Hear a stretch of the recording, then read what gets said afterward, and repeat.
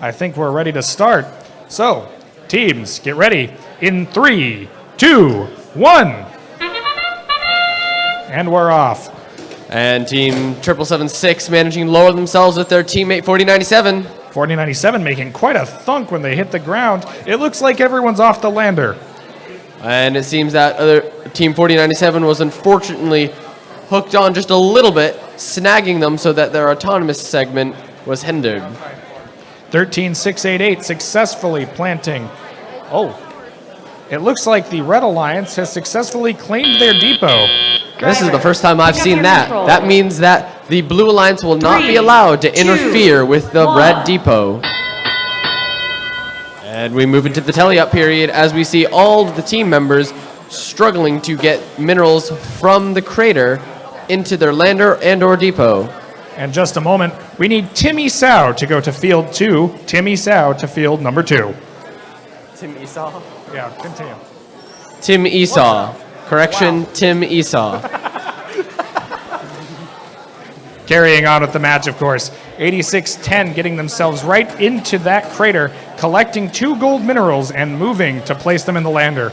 Team 4097 making laps from the crater to the lander as they're scooping up as many minerals as they can. Team 13688 seems to be stuck in the opposition's crater. They're struggling, it seems. They've fallen over, and I don't know if they can get up. It doesn't seem like their tank treads have much grasp on the crater, which is quite unfortunate. 4097 just leaning right over the edge of that crater, collecting 2 silver minerals. Oh, as Team 4097 stares on at the struggling robot, they stare coldly, no mercy in their eyes. 8610 has been collecting gold minerals from that little corner, filling up their lander. Right now they've got 5. It seems that Team 8610 manages to have created a motion system that allows them to go in and out of the crater with ease. And we're into end game. It really looks like 13688 could use a bit of help. It quite does. Their teammate trying to reattach themselves before time runs out. Team 4097 trying to get some last-minute minerals in there with 14 seconds left on the clock. As they latch themselves back on and do the world's ultimate sit-up.